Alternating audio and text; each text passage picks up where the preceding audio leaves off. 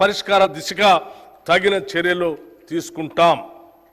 మన రాష్ట్ర జనాభాలో 47.3% ప్రజలు వ్యవసాయంపై ఆధారపడి జీవనోపాధి పొందుతున్నారు.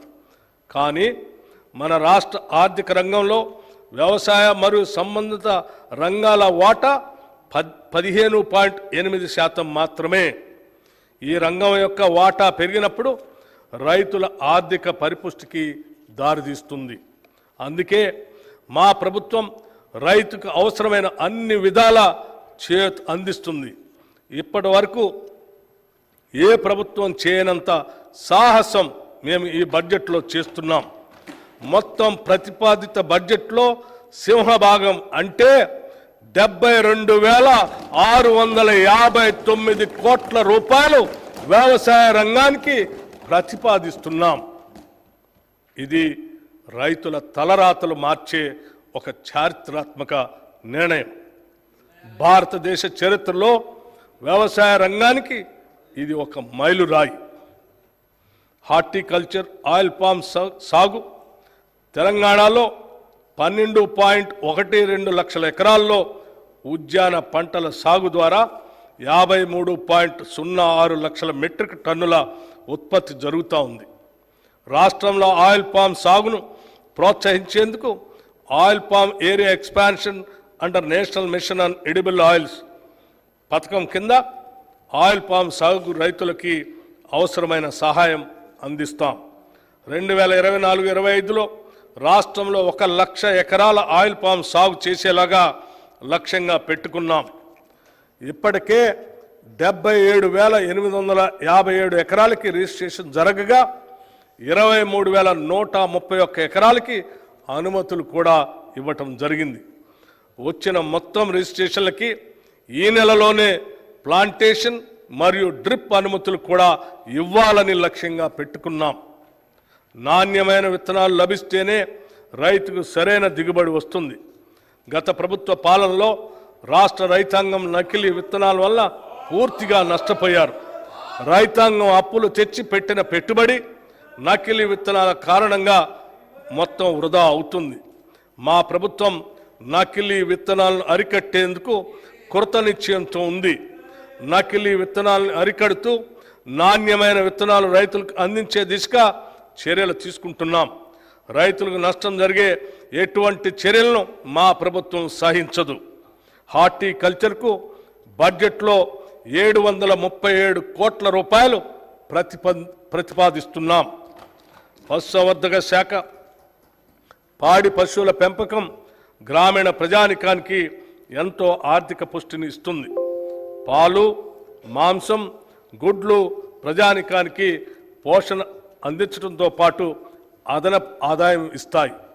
ఇతర అనుబంధ రంగాలైన చేపలు, గొర్రెలు, కోళ్ల పెంపకం ఎంతోమందికి జీవనోపాధి కల్పిస్తాయి.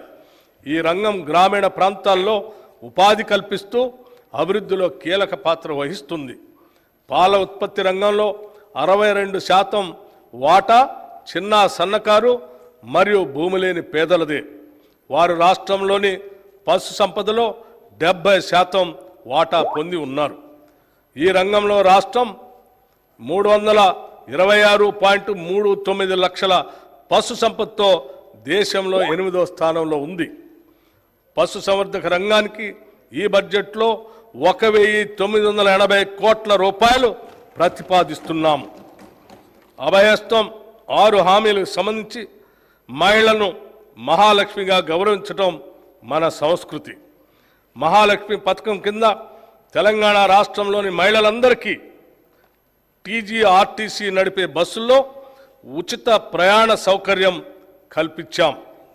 ప్రయాణించే దూరం పైన, ప్రయాణించే పర్యాయాలపైన ఎటువంటి పరిమితి లేదు. ఈ పథకాన్ని ఇప్పటి వరకు 68.60 కోట్ల ప్రయాణాలను మహిళలు ఆర్టీసీ బస్సుల్లో ఉచితంగా చేశారు.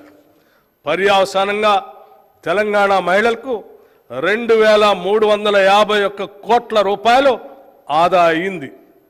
ఈ ఉచిత బస్సు సౌకర్యంతో రాష్ట్రమంతా మహిళల్లో హర్షాతిరేకాలు వెల్లువిరుస్తున్నాయి. వారు ఈ సౌకర్యాన్ని వినియోగించుకొని రాష్ట్రం నలుమూలల్లో ఉన్న పర్యాటక కేంద్రాలను, దేవాలయాలను, బంధుమిత్రులను సందర్శించే వెసులుబాటు ఏర్పడింది. ఈ ఉచిత బస్సు సౌకర్యం పరోక్షంగా రాష్ట్ర ఆర్థికాభివృద్ధికి తోడ్పడుతుంది. ఈ పథకానికి అయ్యే ఖర్చు ఆర్టీసీకి ప్రభుత్వం నెలవారీగా ప్రతి నెల చెల్లిస్తుంది. దానివల్ల ఆర్టీసీ సంస్థ కూడా ఆర్థికంగా బలోపేతమై $1 బిలియన్ కార్పొరేషన్గా అవతరించడానికి దోహదపడింది. 500 రూపాయలకే గ్యాస్ సిలిండర్ నిరుపేద మధ్యతరగతి కుటుంబాలకు తరచుగా పెరిగే గ్యాస్ సిలిండర్ ధరలు మోయలేని భారంగా మారాయి. వారి ఆదాయంతో పోలిస్తే పెరిగిన సిలిండర్ ధర వారికి ఒక తీవ్రమైన ఆర్థిక సమస్యగా మారింది.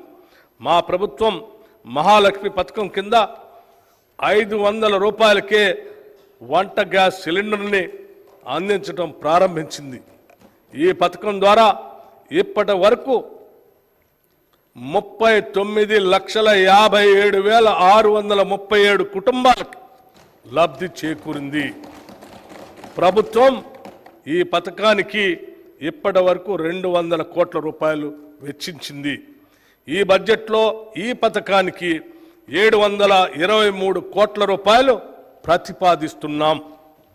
గృహజ్యోతి పథకం అల్పాదాయ వర్గాల వారి ఇళ్లలో చీకట్లను పాలదోలి కాంతులు నింపాలనే సత్సంకల్పంతో మెరుపు లాంటి ఆలోచనలతో వెలిగిన దీపం గృహజ్యోతి పథకం.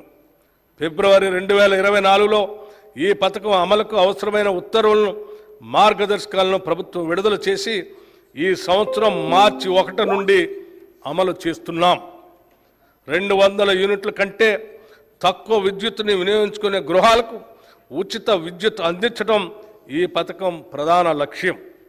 ప్రజాపాలన, ప్రజాసేవ కేంద్రాల ద్వారా వచ్చిన దరఖాస్తులను స్వీకరించి అర్హులైన వారందరికీ ఈ ఉచిత విద్యుత్ పథకం అమలు చేస్తున్నాం. ఈ పథకం కింద అర్హులైన లబ్ధిదారులకి డిస్కంలు 0 బిల్లులు అంటే 0 బిల్లులు జారీ చేస్తాయి. ప్రభుత్వం ఈ బిల్లుల మొత్తం ఛార్జీల్ని డిస్కంలకి చెల్లిస్తుంది. మార్చి 1వ తేదీ నుండి 2024 నుండి గృహజ్యోతి 0 బిల్లులు జారీ ప్రారంభమైంది. ఈ పథకం 15 జూలై నాటికి 45,81,676 ఇళ్లలో వెలుగు జిలుగులు నింపింది. గృహజ్యోతి పథకం కింద జూన్ వరకు అందించిన విద్యుత్కు గాను డిస్కంలకు ప్రభుత్వం ఇప్పటి వరకు 583.05 కోట్ల రూపాయలు చెల్లించింది. ఈ బడ్జెట్లో ఈ పథకానికి 2,418 కోట్ల రూపాయలు ప్రతిపాదిస్తున్నాం. ఇందిరమ్మ ఇళ్ళు, రోటీ కపడా ఔర్ మకాన్లో మకాన్ ఎంతో మంది నిరుపేదలకు ఎండమావే. పూట గడవని నిరుపేదలకు గూడును సమకూర్చడం ప్రభుత్వ ప్రధాన కర్తవ్యం. గత ప్రభుత్వం నిరుపేదలకు ఆశలు కల్పించి వారికి ప్రభుత్వ ఇళ్లు కేటాయించకుండా వారిని దగా చేసింది. అసెంబ్లీ ఎన్నికల మేనిఫెస్టోలో పేర్కొన్న విధంగా మా ప్రభుత్వం ఇందిరమ్మ ఇళ్ళు అనే నూతన గృహ నిర్మాణ కార్యక్రమాన్ని ప్రారంభించి వారి ఆశలు నిజం చేసింది. ఈ పథకం ద్వారా పేదల ఇళ్లను కట్టుకోవటానికి 5 లక్షల రూపాయలు ఆర్థిక సహాయం చేయాలని అందించాలని నిర్ణయించాం. ఎస్సీ ఎస్టీ లబ్ధిదారులకి 6 లక్షల రూపాయలు చెల్లిస్తాం. 2024-25 ఆర్థిక సంవత్సరంలో ప్రతి నియోజకవర్గంలో కనీసం 3,500 ఇళ్ల చొప్పున మొత్తం 4,50,000 ఇళ్ల నిర్మాణానికి సహకారం అందించాలని నిర్ణయించాం. ఈ పథకం కింద నిర్మించే ఇళ్లు కనీసం 400 చదరపు అడుగుల విస్తీర్ణంతో ఆర్సీసీ కప్పుతో వంటగది, టాయిలెట్ సౌకర్యం కలిగి ఉంటాయి. 2 పడక గదుల ఇళ్ల పథకం కింద పూర్తయిన ఇళ్లను త్వరలోనే కేటాయిస్తాం. పూర్తి కాని ఇళ్లను సత్వరమే పూర్తి చేసి మౌలిక వసతులు కల్పించి అర్హులకు అందజేస్తాం. ఈ గృహ నిర్మాణ పథకాలు పేద బడుగు వర్గాల సొంత ఇంటి కలను సాకారం చేసి వారి జీవన ప్రమాణాన్ని పెంచడానికి ఇదోతకంగా తోడ్పడుతుంది. ప్రజా పంపిణీ వ్యవస్థ మన దేశంలోని నిరుపేదలు తమ కడుపు నింపుకునేందుకు ప్రభుత్వ ప్రజా పంపిణీ వ్యవస్థ ద్వారా అందించే బియ్యం, మరియు నిత్యావసర వస్తువులపై ఆధారపడి ఉంటారు. మన దేశంలో ఉన్న ప్రజా పంపిణీ వ్యవస్థ ప్రపంచంలోనే పెద్దది. అందుకే